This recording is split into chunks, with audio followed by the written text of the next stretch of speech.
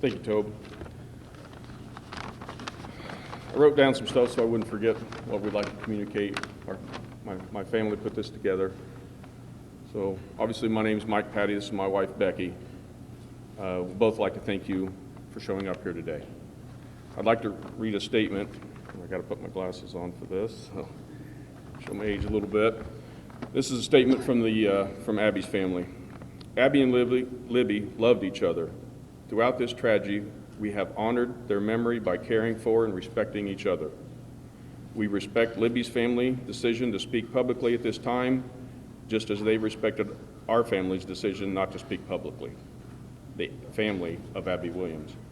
I would also ask that the media to respect their choice. Let them reach out to you if they so desire to do it. A little over 3 weeks ago, February 13th, our girls went missing. On February 14th, they were found victims of a double homicide.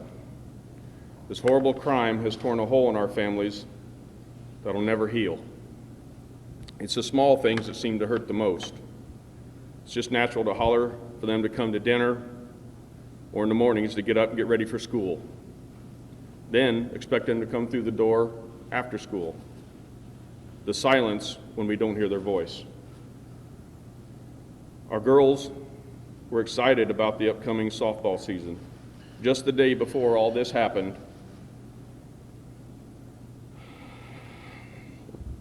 they had their equipment out playing catch, working on their batting in the backyard, going to the ball field with Anna to hone their skills for the upcoming season. But they'll never get to play a single inning again. There are too many ways to count how our lives will forever be impacted to share here today. I imagine most people listening that have raised or are raising children know how kids can be. A phrase that was jokingly attached to Libby and our family, from asking her to pick up her shoes, her school backpack, her coat, her first reply would almost always be, "I will, in a minute." We joked with her about this all the time.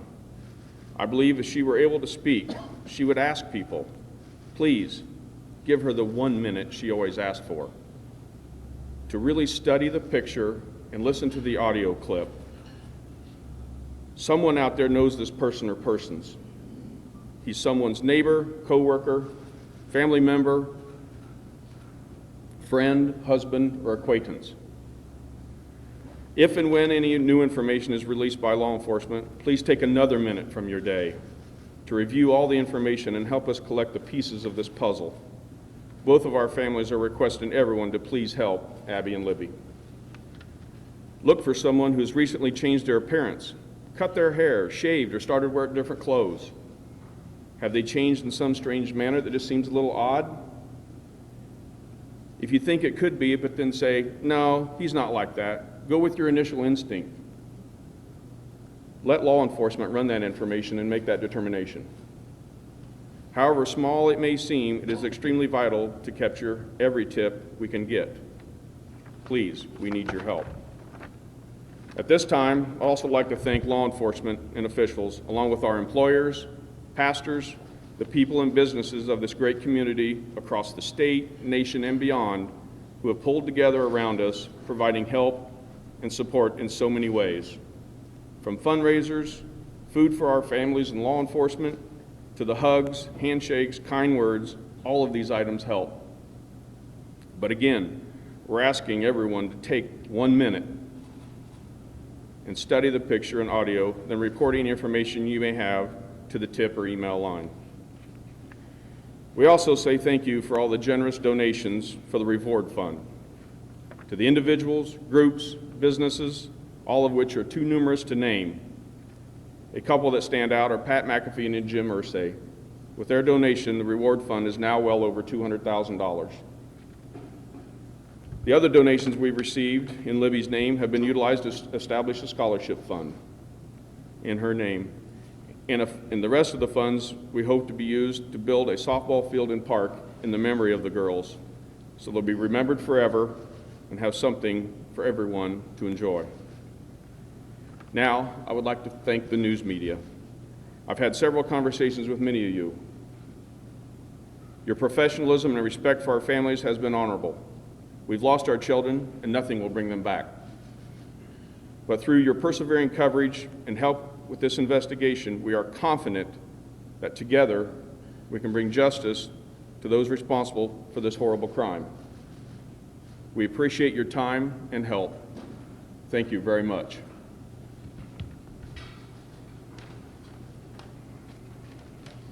If anybody has any questions for Mr. Patty, now would be the time to ask. Mr.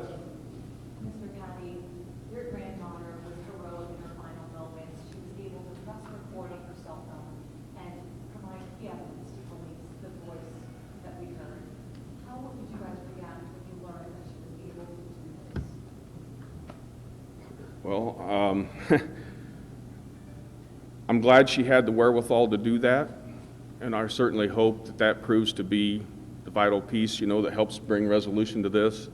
Obviously, we're proud. It's too bad it had to happen like that, But, yeah, it was glad she had the wherewithal to do that. Thank you. Go ahead, Mike. Mr. Patty, here's my condolences to you. A similar question was state police specifically called you a hero 2 weeks ago in the press conference for recording what she did on that phone. When you heard them call your granddaughter a hero, what was your reaction? Well, first off, I'd like to address that is both the girls were heroes. They stuck together. I don't know exactly what happened out there that day, but I imagine there was probably an opportunity for one or both to separate and try to make a break different ways. But those girls loved each other. They were good friends. Neither one of them left each other's side. Both those girls are heroes in my book.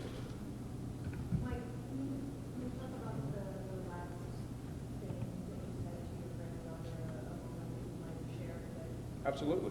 right now? In our house, it's always, I love you, every time. That was without standing all of our grandkids, all of our children, everything. That's just it, Before they go to bed, when they get up, drop them off for school, whatever it is. Send a text message. It's always, I love you. Mike, I can't imagine what you're going through, obviously, the second condolences to your family, but at this point, like you said, you're doing everything you can to keep together as a family and get grief, but at this point, what can you say about not having like solid information? How are you coping with that part at this point too? The suspect at this point would be pulled in for questioning, is that really difficult at this point for your family? Well, obviously, yeah, we would like to see somebody, responsible for this, but I'm relying on law enforcement, and the efforts that they're putting forward. They've been kind enough, they walked me through their process of how they're evaluating this. I'm kind of a process-oriented guy, so they walked me through that. I'm very impressed with the steps that they go through whenever they receive tips. And trust me, every tip, every call is checked. There's nothing that's just going into a bucket, even if it seems so silly. There's the cohesive, work between the state police, the county police, the FBI, and the city police, and officers from all over that are coming in is just truly impressive. I truly feel we're going to get to the bottom of this, and that's why I'm asking for help out there. Any tips we can get is monumental, and it could really bring this case to resolution. Thank you. Mr. Patty, you have seen the community and outpouring of support, as you mentioned, people using orange lights all over the area to remember these girls. How is it helping your family get through this right now? When you look around and see these posters and see the ribbons and just everything that people are doing? It's overwhelming. It's overwhelming. The support that we receive from the community, the schools, her friends, law enforcement, just the public, our friends, co-workers. It's overwhelming, and it's the love that's poured upon us, and the support is welcomed. And we could surely use that right now. Thank you for that. Mike, how many times have you and your family looked at that picture and listened to that audio? Looked at that a lot? Daily, multiple times. This is your chance to talk to somebody out there, like you mentioned, that knows something that maybe it's their dad, it's their friend, they don't want to speak out even with that reward. What can you tell them right now to get them to talk about what they took away from your family and why they need to come forward today? Well, I'm hoping through if you want to call it the speech, or that we developed or that we put together there and read, and I'm just reaching out to them to help put closure. This is a hurdle in a path that we're going down that, the pain will always be there forever. But this is a hurdle that needs to be knocked down, and with the help of law enforcement, I truly believe it will, but we need somebody out there. Somebody knows something. Somebody has to know this person, recognize that voice, and I encourage them to call in and give us that vital piece of information. No matter how small it may seem, it may fit into another piece of the puzzle that'll help put closure to this. Mike, it's been more than 3 weeks now since your daughter's murder. How are you maintaining optimism that she will still be found? Well, that's a lot of what we have right now is optimism, and in the pouring in of the tips and the support of the public, and again, all of our friends and everything that is coming into us. I mean, that's where we're gaining our strength right now. That and through our pastor, who's been a rock for us as well. Both of our families, we support each other. You know, Abby's family and ours, we're in contact, so we help each other get through this. Yes, sir. Two more questions. Mike, have you heard any of these reports that there's a similar case in Iowa? I will talk about the rumors here shortly. Yes. Just one other question, Mike. This is more personal. How troubling is it for you knowing that there's a very dangerous person still out there? Well, obviously, it's troubling for us as well as the whole community, the state, the nation. Somebody's out there that's done this. They need to be brought to justice, and that's why we're holding this conference. We need somebody out there who has that vital piece of information to turn this in. Help this community, help this state, help our nation, help our families to bring this to justice. You know the trails very well in that area. Your gut instinct at this point from the family, do you think it's something that lives around here, that knew those trails very well? Alexis, we're not going to speculate right now on where they're from, and I'll get into that here shortly. So one more over here. Mr. Patty, what would you say to this person who's out there who's responsible for this?